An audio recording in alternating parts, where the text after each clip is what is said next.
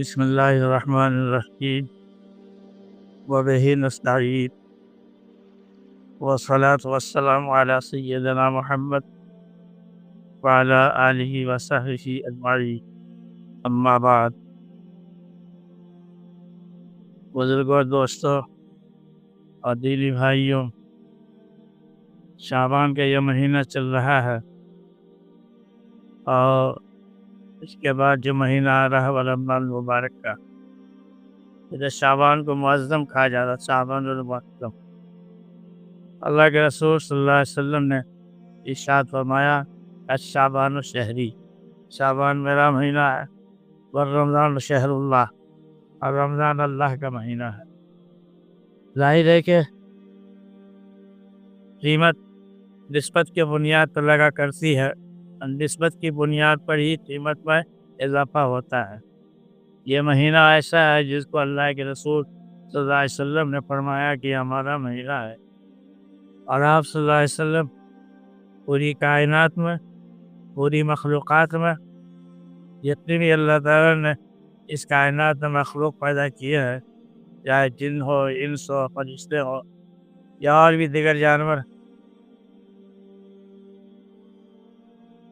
فرمایا اللہ تعالیٰ نے کہ لولا کہ لما خلقت الافلاک، آپ کو پیدا کرنا مقصود نہیں ہوتا تو ہم کسی کو پیدا نہیں کرتے۔ آپ کو پیدا کرنا تھا، دنیا والوں کا آپ کا مقام، آپ کا منصب بچانا تھا، تو ہم نے دنیا پیدا کیا اور یہ مخلوقات کی پوری بھیڑ ہم نے لگا دی۔ معلوم یہ ہوا ہے کہ آپ صلی اللہ علیہ وسلم بہت بابرکت اور بہت ہی اونچی اور بہت ہی، یہ کہہ لیجیے کہ اللہ کے رسول صلی اللہ علیہ وسلم کو اللہ تعالیٰ نے جو مقام بلند عطا فرمایا،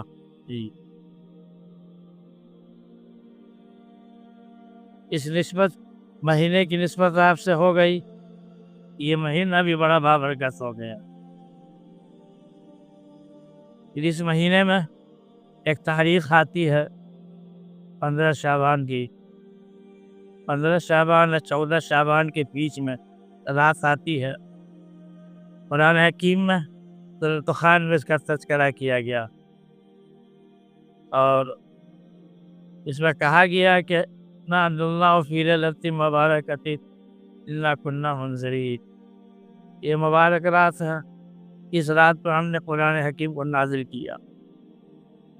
قرآن حکیم نزول کے سلسلے میں پارہ ہم میں سورہ قدر ہے، انا اللہ فی لیلۃ القدر، جو رمضان میں آتی ہے رات، شب قدر جس کو کہتے ہیں، لیلۃ القدر کہتے ہیں۔ بتایا جاتا ہے، حدیث اور تفسیر سے یہ معلوم ہوتا ہے کہ قرآن حکیم شب قدر میں نازل ہوا، اور مہینے کا تعین تو اس طرح ہوتا ہے کہ قرآن حکیم میں اللہ تعالیٰ نے ارشاد فرمایا کہ شہر رمضان الذی انزل فیہ القرآن، رمضان کا مبارک مہینہ ہے، اس میں قرآن نازل کیا گیا۔ لیکن ابھی جو سورۃ دخان کی آیت ہے جس میں یہ کہا گیا کہ انا انزلناہ فی لیلۃ مبارکہ، اس مبارک رات میں ہم نے نازل کیا قرآن حکیم، پھر آگے چند باتیں اور اس آیت تو کہا کہ صاحب اس میں ذرا سا الجھن ہوتی ہے۔ آج تک سب آدمی سنتے آئے ہیں کہ قرآن نازل ہوا ہے رمضان میں، ابھی شب قدر میں۔ جتنی بھی آسمانی کتابیں آئی ہیں، چاہے وہ توریت ہو، انجیل ہو، زبور ہو، یا صحیفے جتنے ہیں، صحیفہ ابراہیم ہو، صحیفہ موسیٰ ہو، سب کا نزول رمضان کے مہینے میں ہو، کوئی اور مہینے میں نہیں۔ اس سے رمضان کی برکت ثابت ہوتی ہے۔ اس آیت کو جو سورۃ دخان کی آیت ہے، اس کی اسی آیت سے لوگ کہتے ہیں کہ شب برات کی فضیلت ہے۔ شب برات کی فضیلت تو ہے، لیکن شب برات میں قرآن حکیم جو نازل ہوا، اس لیے اس کو مبارک کہا گیا، یہ لیلۃ المبارکہ ہے۔ اب اگر اسلام مانتے ہیں کہ شب برات کی 15ویں شب کو قرآن حکیم نازل ہوا تو اس کا کیا ہوگا جس میں کہا گیا کہ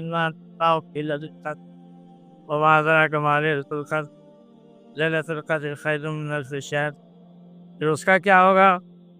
شہر رمضان الذی انزل فیہ القرآن، وہ سنت سے ثابت ہے اور صراحتاً ثابت، لیکن یاد رکھیے کہ قرآن حکیم میں کسی طرح کا اشتباہ نہیں ہوتا، یہ اللہ کا کلام ہے اور اللہ اپنے کلام میں کسی شبہ پیدا نہیں کرتا۔ اس کو لیلۃ مبارکہ کہتے ہیں اور اس کو لیلۃ القدر کہتے ہیں۔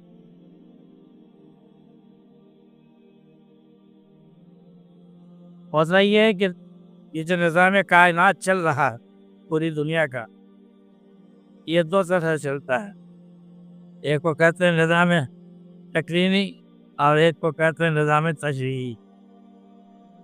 نظام تشریعی کا مطلب یہ ہے کہ شریعت اسلامیہ اور قوانین الہی کا اجرا وہ خلیفہ کی ذمہ داری ہوتی ہے۔ خلیفہ اسلامی حکومت ہو تو خلیفہ متعین کر رہا ہے، حاجب کو، کوتوال کو، قاضی کو، یہ ان کی ذمہ داری ہوتی ہے کہ کہاں لوگ نماز پڑھ رہا ہے، کہاں نہیں پڑھ رہی، کہاں عورتیں بے پردہ نکل رہی ہیں، کہاں با پردہ نکل رہی ہیں۔ شریعت میں کوئی حکم ٹوٹ تو نہیں رہا ہے، یہ بظاہر دیکھا جاتا ہے۔ اور ایک ہے اس کو نظام تشریعی کہتے ہیں۔ ہم نے کتنی دفعہ اس کو بہت تفصیل سے سمجھایا آپ، لیکن آپ لوگوں کا بھی حال یہ ہے کہ جس سے پڑھا لکھا تو نیاز نے مجھے صاف دل سے بھلا دیا۔ اس کو لوگ سنتے ہیں اس شعر کے بارے میں تو لوگوں کی طبیعت سے تاثر ہو جاتی ہے، نہیں، یہ بڑے اللہ والے کا شعر ہے۔ یہ حضرت شیخ شاہ سلیمان نیازی رحمۃ اللہ علیہ سلسلہ نظامیہ کے بڑے کمال اور بہت ہی مقبول اکابر اولیاء اللہ پر، وہ اچھے شاعر بھی تھے، بریلی کے رہنے والے تھے، جس کو لوگ بریلی شریف کہتے ہیں۔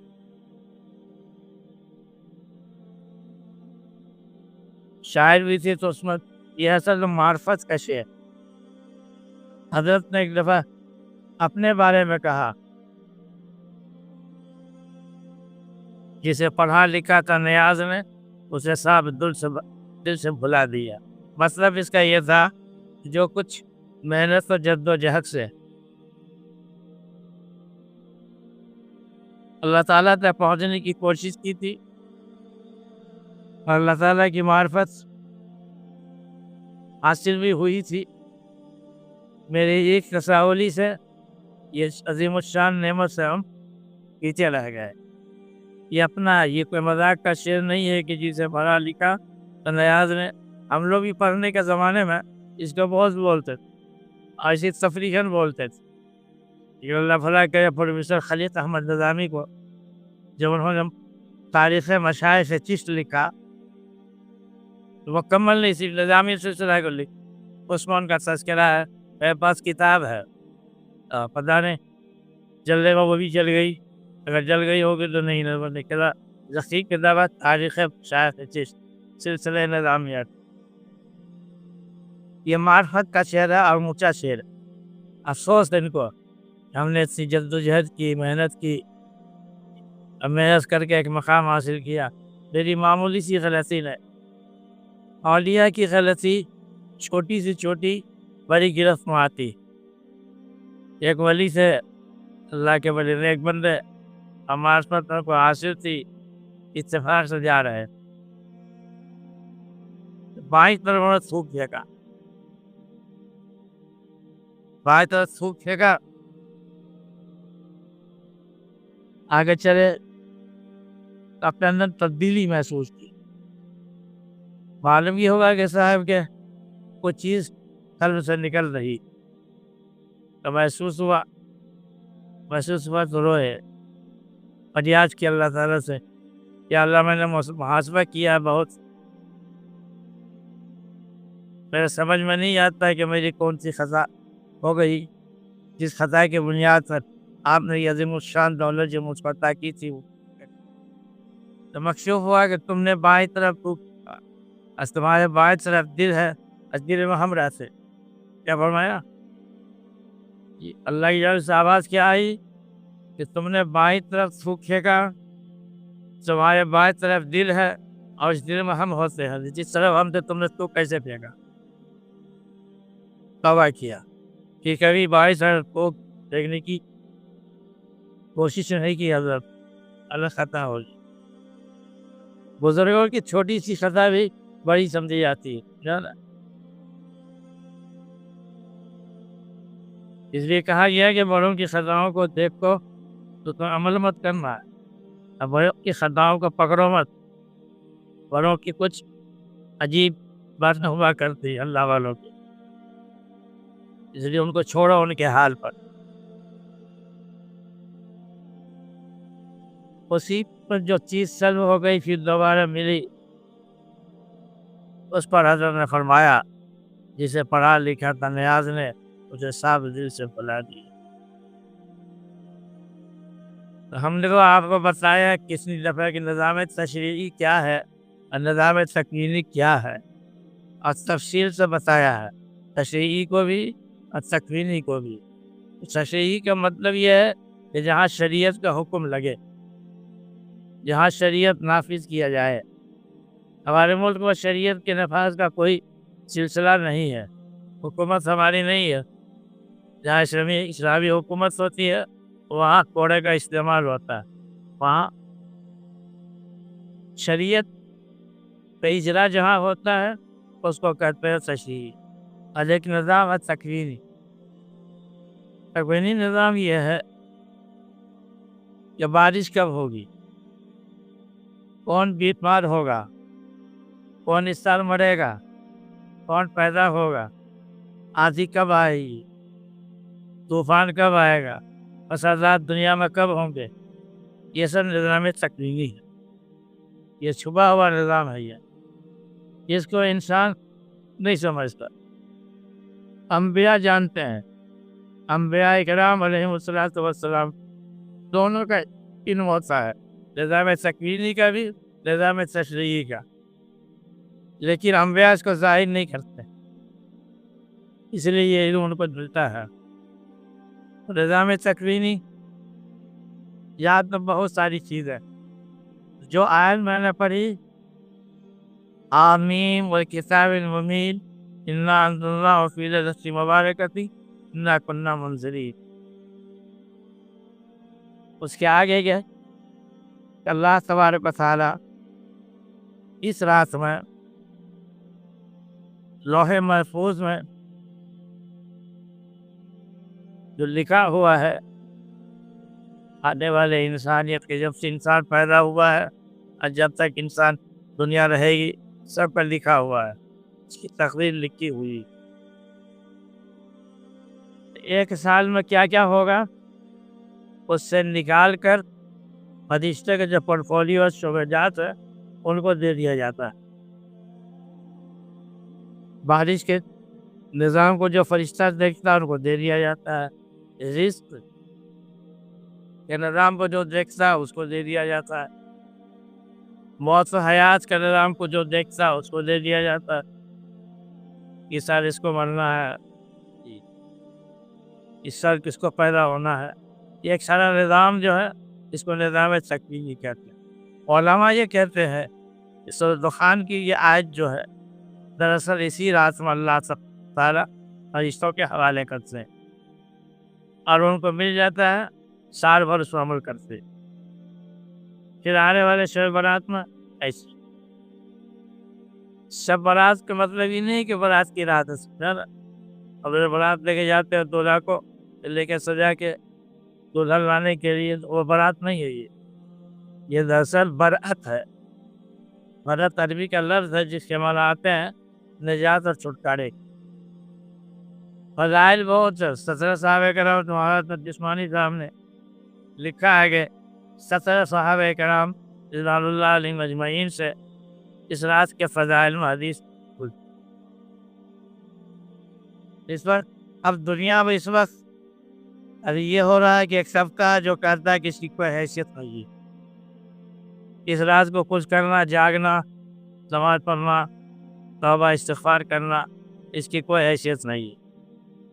اور ایک طرقہ یہ ہے کہ حضرات صحابین بلکہ صحابہ کرام کے زمانے سے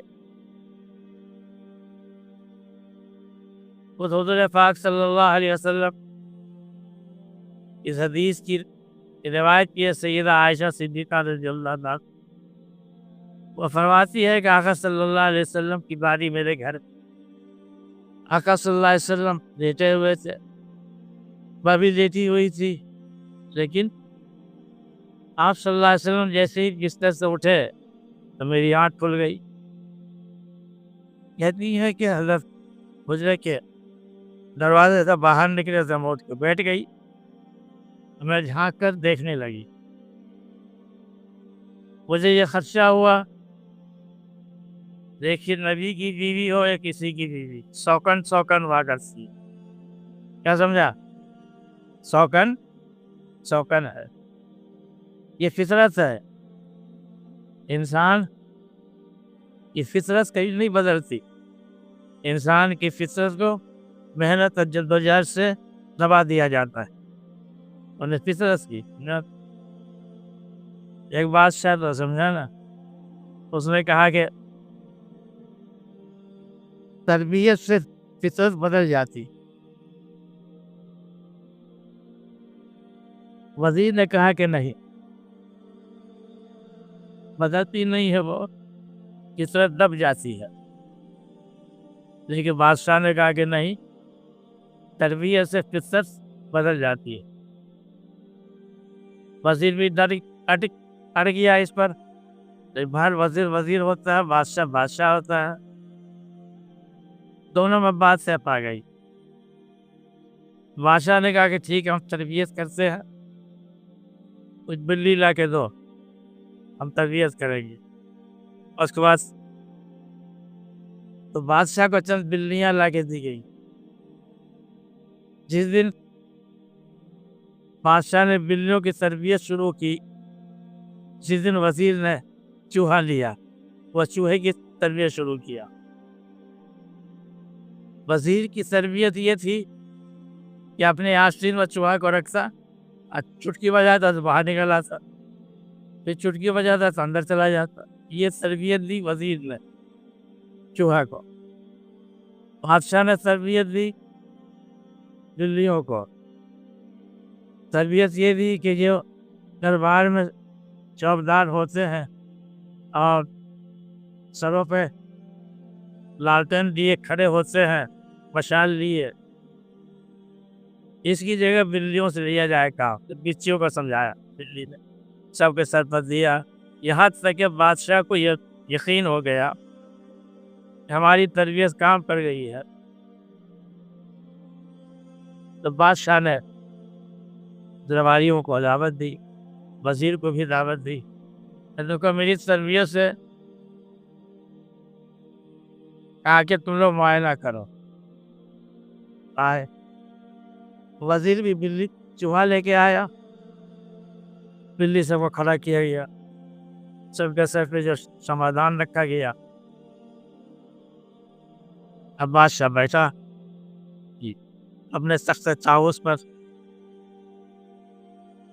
اور کہا کہ وزیر دیکھو، تربیت سے فطرت بدل گئی۔ وزیر نے کہا کہ نہیں، آج بھی میرا دعویٰ یہی ہے کہ تربیت سے فطرت نہیں بدلتی ہے۔ اس لیے حدیث عربی کی کہاوت ہے کہ جبل گردت جبلت نہ کر، جبل کرتے ہیں باہر کو اور گردت کہتے پھرنے والے کو، نیچے ہونا، بڑھنا تھا، دائیں بائیں ہونا، جبلت کہتے ہیں انسانی فطرت کو۔ کہ پہاڑ تو ٹل سکتا ہے انسانی محنت سے، لیکن انسان کی فطرت اور جبلت بدل نہیں سکتی، وہ دب سکتی، اور دبتا ہی ہے، یا اولیاء کرام ہو یا مشائخ اعظام ہو، نبی کے علاوہ پوری دنیا میں جتنا انسان آیا سب نے اپنی محنت اور جدوجہد سے فطرت کو دبایا۔ فطرت کو دبانے کا مطلب کیا ہے؟ بری عادتوں کو دبا دیا، یہ فطرت۔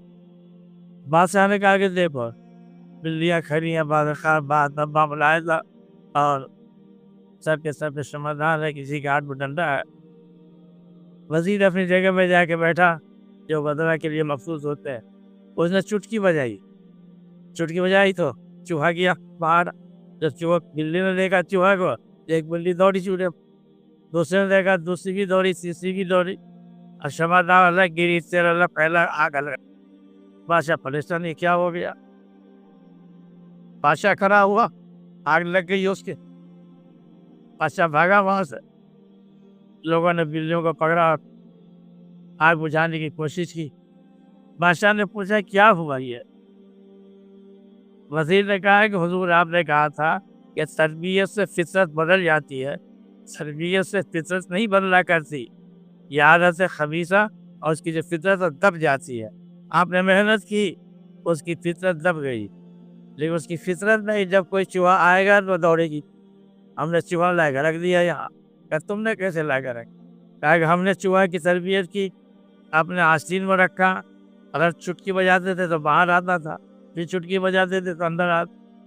آپ نے کہا دیکھو کتنا سجا دیا، میں نے چٹکی بجائی تو چوہا نکلا، ایک بلی نے دیکھا دوڑی، وہ چوہے کے ساتھ، پھر دوسرے نے تیسرے۔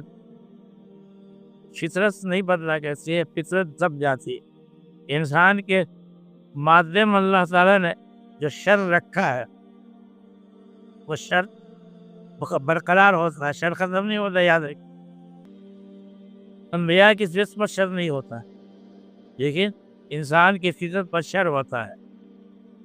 دوا دی جاتی ہے محنت سے، مجاہدے سے۔ حضرت عائشہ صدیقہ رضی اللہ تعالیٰ عنہ عورت ہے، انسان ہے، اور دیکھا کہ آپ صلی اللہ علیہ وسلم دیکھے، خیال آیا کہ میرا شوہر آج کی رات میری ہے، ایسا نہیں تو خیانت کے لیے لکھ۔ یہ حدیث کی بات سنا تو حضرت عائشہ صدیقہ رضی اللہ تعالیٰ عنہ کی روایت پر اپنی ایک کیفیت بیان کر رہی ہیں، اور یہ پوری کیفیت حدیث پاک۔ بولے مجھے ایک خیال گزرا، میرا شوہر آج کی رات میرے لیے ہے، کہ خیانت تو نہیں کیا؟ وہاں دیر سے نکل گیا کہ میرے پر شوہر پیغمبر بھی، اب پیغمبر خیانت نہیں کیا کرتا۔ یہ بات ان کے ذہن مثبت نہیں رہی، ظہول ہو گیا۔ لیکن دیکھا کہ بجائے کسی گھر میں جانے اور جو حجرات مبارکہ تھے، دیگر ازواج مطہرات کے، آپ ادھر تشریف نہیں لے، بلکہ میں راستہ سے نکلے باہر سڑک پہ آ گئے۔ عائشہ نے اپنا پردہ سنبھالا، پیچھے آئی، آپ صلی اللہ علیہ وسلم جا رہے ہیں یا پیچھے پیچھے جا رہی ہیں، یہاں تک کہ حضور پاک صلی اللہ علیہ وسلم جنت البقیع پہنچے، جس کو جو مدینہ پاک میں ہے قبرستان، اس کو جنت البقیع بھی کہتے ہیں، اور اس کو بقیع غرقد بھی کہتے ہیں، دونوں نام ہے اس کا۔ آپ وہاں تشریف لے گئے، کھڑے ہو کے آپ نے دعا مانگی، اور دعا مانگنے کے بعد آپ پلٹے۔ حضرت عائشہ نے دیکھا کہ پلٹنے کی دوڑی، یہاں سے دوڑتے دوڑتے آگے جا کے انہیں بسترے پہ لیٹی اور چادر اوڑھ، لیکن دوڑنے کی وجہ سے سانس ان کا پھول رہا تھا۔ آپ صلی اللہ علیہ وسلم تشریف لائے تو حضرت عائشہ سے فرمایا کہ تمہارا سانس کیوں پھول رہا ہے؟ ایسا لگتا ہے کہ تم کہیں سے دوڑ کر آئی ہو۔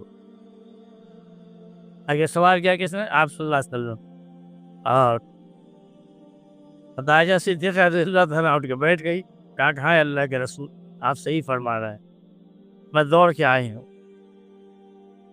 سب جانتے تھے کہ اگر ہم جھوٹ بولیں گے تو وہی آ جائے گی، اور اللہ تعالیٰ بتا دے گا کہ جھوٹی ہے، جھوٹ بول رہی ہے۔ اس لیے اعتراف کیا، ہاں اللہ کے رسول، میں دوڑ کر آئی، اس لیے میرا سانس اکھڑ گیا ہے، اور میں سانس میرا پھول رہا ہے۔ کیوں؟ آپ بتایا۔ دیکھیں، آپ تو میرے سانس لیتے تھے، آپ اچانک اٹھے بہت ہی خاموشی سے، آپ نے مجھ کو جگنے کا احساس بھی نہیں دلایا، آپ حجرات سے نکلے تو میرے دل میں یہ بات آئی کہ ایسا تو نہیں آپ کسی دوسری بیوی کے پاس جا رہے ہیں۔ ہم آئے گیٹ پر جگہ کا، آپ کسی کمرے میں نہیں گئے، بلکہ باہر نکلے، ہم بھی پیچھے پیچھے ہو گئے، پھر چلتے چلتے پہنچ گیا بقیع غرقد میں۔ وہاں آپ نے کچھ پڑھا اور دعا کی، پھر وہاں سے پلٹے تو جلدی سے دوڑ کر پہلے آ گئی اپنے بستر پر کہ آپ کو پتہ نہ چلے. فرمایا تم دھیرے چلتی تو تمہارا سانس نہیں پھولتا, ہمیں کیا پتا ہوتا. ٹھیک وہ تم کیوں گئی, تم نے میرا پیچھا کیوں کیا؟ ابھی آپ صلی اللہ علیہ وسلم نے سوال کیا ہے عائشہ صدیقہ رضی اللہ عنہا. اگر مجھے لگا کہ آپ خیانت کر رہے ہیں میرے ساتھ, اس لیے جب باہر گئے تو مجھے تجسس ہوا کہ باہر کیوں جا رہے, کیا بات؟ فرمایا آپ صلی اللہ علیہ وسلم نے اب جو بات سنانی وہ سنیے. یہ تو وہ وقت کیفیت بتائی میں نے آپ صلی اللہ علیہ وسلم فرمایا کہ عائشہ آج شعبان کی 15ویں شب, اللہ تعالیٰ آج سورج غروب ہونے کے بعد سمائی دنیا جو آسمان دنیا ہے اس پر نزول اجلال فرماتا ہے. سال میں 2 دفعہ اللہ تعالیٰ نیچے آتا ہے آسمان دنیا, ایک شب قدر میں اور ایک اسی رات, اور ہر رات فرشتوں کے ذریعے سے کہلواتا ہے. کیا کہتا ہے اللہ؟ یہ براہ راست 2 راتوں میں اللہ کا شب قدر میں اور یہ شعبان کی 15ویں شب. اللہ کہتا ہے حل من مستغفر فاغفر لہ, تم میں کوئی ایسا انسان ہے میرے بندو, تم میں کوئی ایسا ہے جو گنہگار ہے, گناہوں میں لثپت ہے, تو مجھ سے مغفرت مانگو, تم کو معاف کر دیں گے. حل من مسترزق, تم میں سے کوئی ایسا ہے جو رزق کی تنگی میں مبتلا ہے, رزق اس کی کشائش نہیں ہے, تو مجھ سے مانگو, ہم تمہاری اس تنگی کو دور کر دیں گے. پھر فرماتا ہے کہ حل من مبتلا, کوئی ہے جو مصیبت میں مبتلا ہے یا بیمار ہے وعافی ہے, ہم مانگو ہم اس کو صحت دیں گے, عافیت دیں گے, آرام دیں گے. وقضا وقضا, اور اسی طریقے سے اللہ کی جانب سے آواز لگتی ہے 15ویں شب. پھر فرمایا آپ صلی اللہ علیہ وسلم نے کہ آج کی رات اللہ تعالیٰ اپنے بندے کو اتنی تعداد میں معاف کر دیتا ہے, جہنم سے آزادی دیتا ہے, جتنا بنو کلب کی بکریاں. اس زمانے میں خاندان تھا بنو کلب, ان کا پیشہ تھا بکریوں کا پالنا, ہزار کی تعداد میں بکریاں تھیں. فرمایا آپ صلی اللہ علیہ وسلم نے کہ بنو کلب کی جتنی بکریاں ہیں اور بکریوں کی پیٹھ پہ جو بال ہے اسی بال کی تعداد اس کے اندر ہے, اللہ تعالیٰ اپنے بندوں کو اتنا معاف کر دیتا ہے. اس لیے آج کی رات اللہ کے دربار میں گھوڑا گرگرانا چاہیے. یا صلی اللہ علیہ وسلم نے سیدہ عائشہ صدیقہ رضی اللہ تعالیٰ عنہ کو بتایا.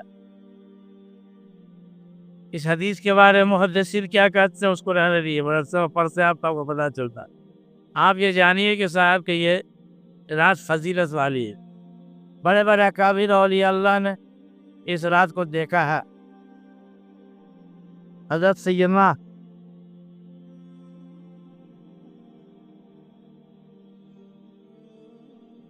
شیخ احمد سرہندی مجدد الفسانی رحمۃ اللہ علیہ 15ویں شب کو گزار کر سویرے میں چاش کی نماز پڑھ کر جب گھر تشریف لائے, اہلیہ نے عرض کیا کہ کہیے رات کیسی گزری. بکاتیب ربانی میں یہ بات ملے گی, آپ کو خرید لیجیے گا, آج میں پڑھ لیجیے گا. اہلیہ نے کہا کہ یہ رات کیسی گزری. حضرت مجدد الفسانی رحمۃ اللہ علیہ نے فرمایا کہ اس سے کیا پوچھتی ہو جس نے اپنا نام اس فہرست پر دیکھا آج کی رات جس کا دنیا سے سفر ہے. گویا اس لسٹ کو دیکھ لیا تھا حضرت نے, جس لوگوں کے نام تھے اس سال ان لوگوں کو آخرت سدھارنا. اور بڑے اکابر اولیاء اللہ کی بات پہ ہم اچھی بات. بہرحال برکت کی رات ہے, جگنا چاہیے, دعائیں مانگنی چاہیے. یہ جو قبرستان جانے کی بات ہے اور سب کو لے جاتے ہیں لوگ, برا مت مانیے گا. کلکتہ میں نے دیکھا ہے, جو دیکھا اسی کو بول رہا ہوں. جی اپنے گھر کی خواتین کو لے کے جاتے ہیں، یہ بھی نہیں دیکھتے سب بھوری ہے کہ جوان لیکن وہ خیر سے کیا، ایک تو مسلمانوں کی خیرت ہی مر گئی ہے، اب بہائی ایسی آ گئی ہے کہ اس کو سمجھ میں نہیں آتا کہ ہماری بیٹی ہماری بہویں کیسے بے پردہ ان کو لے کے قبرستان ہم جا رہے ہیں، اس لیے اس کو میلہ مت بنائیے، بجائے ثواب کے بڑی پکڑ ہو جائے گی، اور اسی پکڑ اللہ تعالیٰ کہتا ہے کہ میں یہ پکڑ نہیں شرف بک رسدی، اللہ کی پکڑ بہت سخت۔ دعا کیجیے کہ اللہ تعالیٰ ہم کو بھی اور آپ کو بھی اس رات کی قدر کرنے کی توفیق عنایت فرمائے۔ اگلے جمعے کو 15 تاریخ ہے، اگلا جمعہ جو گزرے گا اور جو رات آئے گی وہ رات بابرکت، اولو ٹولہ چلے جائیے گا رات میں، سمجھا نا، وہاں لوگ جگتے ہیں، اس لیے جو لوگ جماعت میں رہتے ہیں کبھی جائے یا نہیں جائے لیکن اس رات جا کے ضرور وہاں شب گزاری کرتے ہیں۔ ایک بہانہ مل جاتا ہے، 10 آدمی جگتا ہے تو ایک بھی جگ جاتا ہے، لیکن 10 آدمیوں سے 9 سو جائے ایک بیٹھا رہے تو اس کو بھی نیند آ جاتی ہے۔ نیند کی خاصیت یہ ہے، سونے والے کے بغیر بیٹھو تو وہ نیند آ جائے گی۔ یہ کہا گا جگنے والوں کو بولو کہ جو لوگ جگے ان کے پاس جگہ بیٹھے، سونے والوں نہیں، نیند وہ سادگی ہے، یہ بڑھ جاتا ہے۔ اللہ تعالی ہم کو بھی اور آپ کو بھی صحیح توفیق عنایت فرمائے۔ وآخر دعوانا ان الحمدللہ رب العالمین۔